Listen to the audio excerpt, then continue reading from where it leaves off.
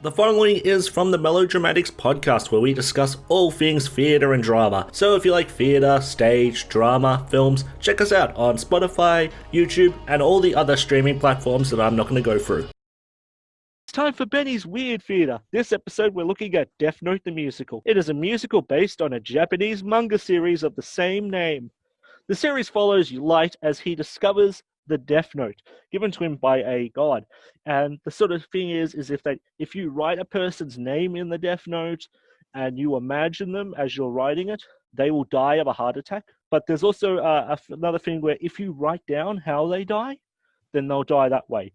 And it sort of turns into this sort of power struggle between, well, I guess more of a cat and mouse story between Light and this other character, L, as they sort of try to work out who each other is and try to kill each other. The musical had its worldwide premiere on April 6, 2015 at the Nisei Theatre in Tokyo, Japan. It has a Korean production following in it had a Korean production following in July, running through to August at the Opera House in Segonam Arts Center in Seoul. The musical was one of the most highly acclaimed musicals of the year in Japan. The Korean production received positive reviews from critics. So, Lauren, what did you think of this? Look, I didn't hate it. I know I've said that for most of your weird theatre, but like the story it was okay. I only lost interest when Light kind of started going down this path of justice where he needed to get revenge once L had found him out, basically. Yeah, it's kind of rushed, that part. Another factor we should probably say is that this musical that goes for, how long was it? 2.5 hours? 2.5 hours. Yeah, it's collecting all 12 volumes of the manga and putting them in together. So it's sort of, it does the start at a very easy pace that follows and covers most of it.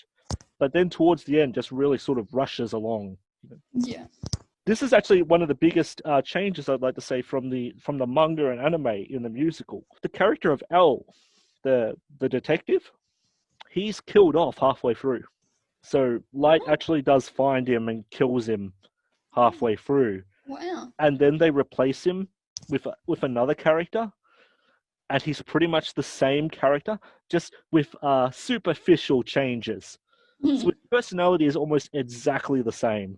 But like where like Al likes treats and he's talking about sugar. Yeah. Yeah. Well, this character really likes toys and games. And whereas L had like black hair, this character has like white hair. Yeah. Can we just talk about L, his look, how creepy he is, and how he looks like, I don't know, 17-year-old emo kid? He looks like he hasn't got any sleep for the last 2 years. Maybe his whole life even? Yeah. He's definitely a sexual predator. Definitely. Yeah. You wouldn't want to meet him in a dark alleyway. But one thing I will say is I will praise that he does look almost exactly like he looks in the manga. Like, I'll bring up a picture of him for you. See, that's how he looks in the manga and anime. He looks a lot more friendly in the manga, though. Why don't like that first photo, he looks friendly. Like, I wouldn't be afraid of him. Yeah, so I had a friend who was about 15, 16 when this came out, and he was so influenced by it that, when L sits down on stage, he'll step up onto the chair and then crouch into the chair rather than sitting on it like a normal person. Yeah. Because he has to be edgy and weird and, yeah. And my friend would do that all the time. And he even started, like, acting like L, like looking down, having his hair over his face and all this. Yeah. All right, let's talk about the weirdest thing in this musical. And that's that some of the songs were sung in Japanese. It was so annoying. Yeah. And some of the songs were overdubbed in English.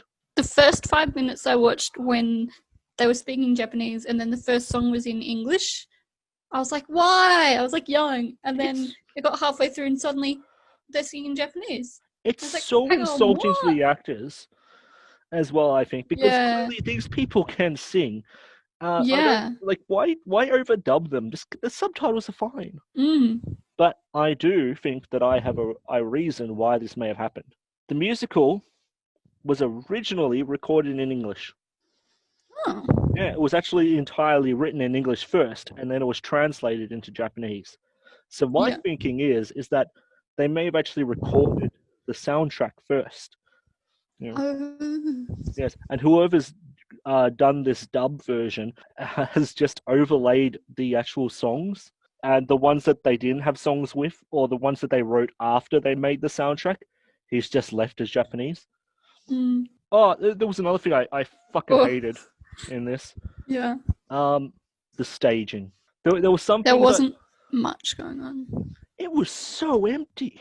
It was like a fucking warehouse. The biggest thing that happened was the stage moving, like they had that circle thing that spun around. Yeah. Like I understand that even in the manga and the anime, there's not a lot of like physical action.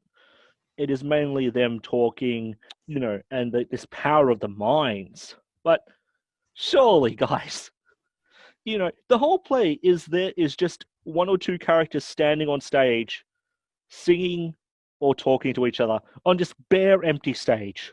There were some scenes where they had a large ensemble, Yeah. and so they might have had like one set piece, but that looked really good when it was a large ensemble moving around singing and whatever. Yeah. But yeah, I get what you mean. It was a bit bare. One scene I really loved was when the school kids were singing about how bad life is, because they actually had those the scenes were desks on beautiful. stage, and they were actually a whole group of people, and it looked like the stage was at least full and lived in. Yeah.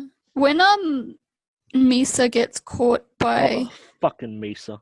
whoever, they put her on this thing that looks like a crucifix. Yeah. And they put her in some ridiculous outfit and put a see-through blindfold over her. It seemed like it was some sort of kinky thing. I was like, this looks like they're gonna I don't know, do BDSM or something with her. It's a bit weird. Yeah, it that does happen in the manga and the anime. I was watching that bit, yeah, and I was like, oh, I completely forgot that happened. So there's a reason why it's like that? I'm like, how am I going to explain that to Lauren? Why did they even do that? I'm like, I can't even explain it to myself. And it wasn't very obvious that the death god Rem was in love with Misa until Misa was in that situation. Yeah, it's mainly because of the stuff that they cut. There is one scene that was cut that I thought was actually very ingenious in the manga and the anime. So it's the same sort of thing where like Al sort of works out where they're going to be. It's going to be a school student. It's, he works out. So Light knows that he's going to be watched no matter what. So they're like watching all the school students, and Light's like watching TV while he's doing his homework, and he's eating chips, and he's watching the news, and he's taking out and different criminals are dying, and they're wondering like, how can this person be doing it? And Al was like ripped off pieces of the Death Note, and he put them into the bag of chips. So he's got like, so he's like, just writing out his homework, and he's like, I think I might have a chip. So he'll like reach into the bag, like write a criminal's name down on the Death Note, put the pen back, and then like have a chip. Well, that was pretty clever. That's actually another thing that they sort of dropped. Light would carry around a little piece of the Death Note on him. Oh. So he wouldn't carry around the whole thing. Towards the end, he would carry around like a little piece of it, and if he needed to, he'd quickly write someone's name down. I actually really enjoyed the music, and I thought the singing was amazing. Me too, actually. Yeah. The singing range was quite diverse as well. You had young teenagers singing, and you had older men singing. His dad was an amazing singer in it. So, Lauren, how many apples out of 5 are you going to give this one? I think a 4. Okay, yeah. Yeah, I'm going to give it a 4 out of 5 as well. Okay, Lauren, so I think that about wraps up this episode. Also, to you, the listener, if you have an idea or something you'd like to hear for an upcoming episode, just let us know. Just put down any topic you want, and we'll definitely think about it. Thank you for joining me, Lauren. Thank you. And remember, no matter who you are, you matter. I wonder, is this guy for real? I wonder, is he who he claims to be? And if he isn't, what's the deal? Why would he make a point of telling me? He doesn't rattle easily. He's such a calm and cool, collected guy. And if he kills while he's with me, Like it or not, I am his alibi. All or nothing, so let's get to it. This time stalemate, but just you wait. Clock is ticking, so let's just do it. Let's begin. Thick or thin, lose or win, this is it. His name is obviously fake, so he inoculates himself from me.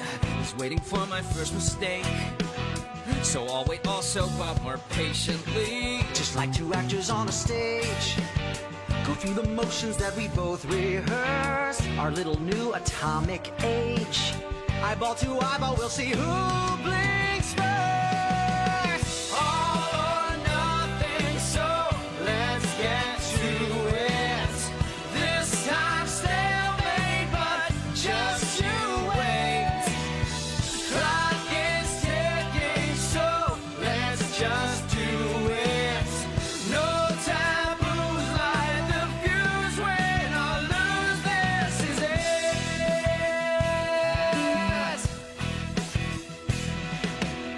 I know you're gonna love my brand new song. It's full of private little hidden clues, so we can find each other in a crowd. And when we do, you know I'm yours to use. I feel like we were born for just one thing. I know we're gonna be a perfect fit. You'll be my heart and I will be your eyes. It's me